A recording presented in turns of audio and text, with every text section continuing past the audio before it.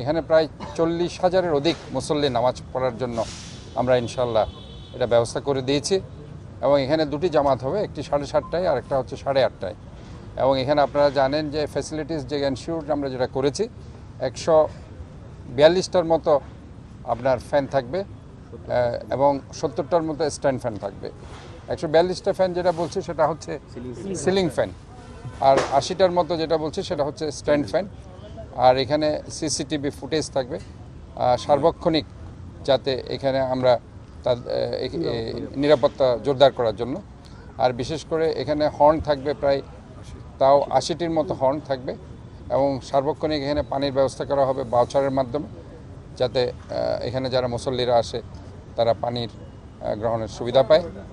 আর বিশেষ করে আমরা এখানে কার্পেটিং থাকবে এবং আমাদের বিবিধভাবে যে সুবিধাগুলো একটা জামাতের জন্য সেগুলো থাকবে। আর সবচেয়ে বেশি সমস্যা হয় আমরা দেখেছি যে বের হওয়ার সময় যে সংকীর্ণ যে জায়গাটা, অনেক সময় তারা হুড়মুড় করে বের হতে গিয়ে অনেকে সেটা আহত হয়, অথবা সেখানে তাদের কিছু সমস্যা হয়ে যায়, ডিসকমফোর্ট ফিল করে। সো সেটা যাতে না হয় তার ব্যবস্থা ইনশাল্লাহ আমরা করে দিচ্ছি, সেটাকে আমরা একটা ওয়াইড করে দিচ্ছি, সো দ্যাট আমরা মোটামুটি সব ফ্যাসিলিটিসগুলো আমরা এনশিওর করছি, যাতে করে সমস্ত মুসল্লিরা ইনশাল্লাহ আগামী শনিবার যে ঈদুল আজহার যে পবিত্র নামাজ অনুষ্ঠিত হবে, এবং এই জামিয়াতুল ফালাহ প্রাঙ্গণে এই নামাজটি যাতে সমস্ত মুসল্লিরা কমফর্টলি তারা যাতে পড়তে পারে, এবং তারা যাতে সমস্ত ফ্যাসিলিটিস তারা যাতে নিতে পারে, সে এনশিওর ইনশাল্লাহ আমরা করছি। এবং আরও যদি কোনো মতামত থাকে সেটাও আমরা সাদরে গ্রহণ করব।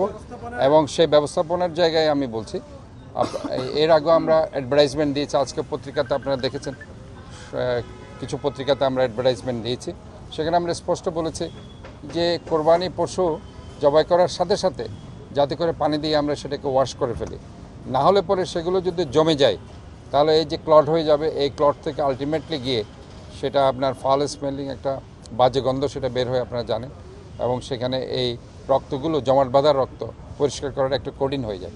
কাজে সাথে সাথে সেটা ওয়াশ করতে হবে, এবং সেখানে ব্লিচিং পাউডার আমরাও দিচ্ছি বিভিন্ন জায়গায়, আপনারাও সেটা যদি না থাকে বাসায় রেখে সেটাকে আপনারা ইউজ করবেন। এবং আমরা আশা করছি 6 থেকে 8 ঘন্টার মধ্যেই ইনশাল্লাহ আমরা চট্টগ্রাম শহরের এই পরিষ্কার পরিচ্ছন্নতা অভিযান আমরা চালাবো, এবং সেটা আমরা কমপ্লিট করব।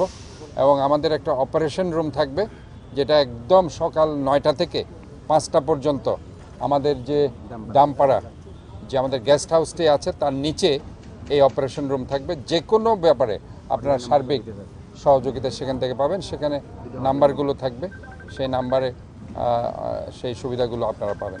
তো যাই হোক, আমরা ইনশাল্লাহ এটাই আপনাদেরকে অ্যাসিওর করতে চাই যে পবিত্র ঈদুল আজহাকে সামনে রেখে আমরা চট্টগ্রাম সিটি কর্পোরেশনের পক্ষ থেকে সমস্ত প্রস্তুতি আমরা সম্পন্ন করেছি।